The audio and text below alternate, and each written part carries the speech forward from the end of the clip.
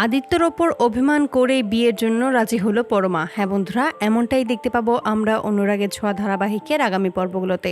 আদিত্যকে বারবার ফোন করতে থাকে পরমা, কিন্তু কোনোভাবেই আদিত্যর সাথে যোগাযোগ করতে পারে না। আদিত্যর সাথে কথা না বলায় পরমার মন খারাপ হয়ে যায়। পরমা মনে মনে ভাবে যে আদিত্য তার সাথে ইচ্ছে করে কোনো যোগাযোগ করছে না। ঠিক সেই মুহূর্তে চৌধুরী বাড়ি থেকে অব্র চৌধুরীর সাথে পরমার বিয়ের সম্বন্ধ আসে। পরমার বাবা মা এতে রাজি হলেও পরমা প্রথমে রাজি হতে চায় না, শুধু আদিত্যর জন্য অপেক্ষা করতে থাকে।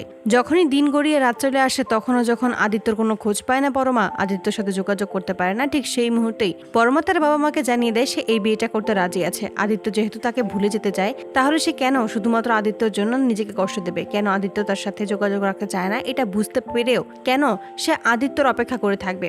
অপরদিকে আদিত্য ভাবতে থাকে, পরমা নিশ্চয়ই আমার জন্য চিন্তা করছে, তবে ওকে আমাকে খুঁজে বের করতেই হবে, ওর সাথে আমার যোগাযোগ করতে হবে। তো বন্ধুরা, তোমরা এটাই তো চাওয়ার জন্য এভাবে আদিত্যর ওপর অভিমান করেই যে পরমা বিয়ের সিদ্ধান্ত নিয়েছে, এই অভিমানী যেন আদিত্য ভাঙাতে পারে, কমেন্টে জানাও। আর নিয়মিত আপডেট পেতে আমাদের চ্যানেলটি এক্ষুনি সাবস্ক্রাইব করে পাশে থাকো। ধন্যবাদ।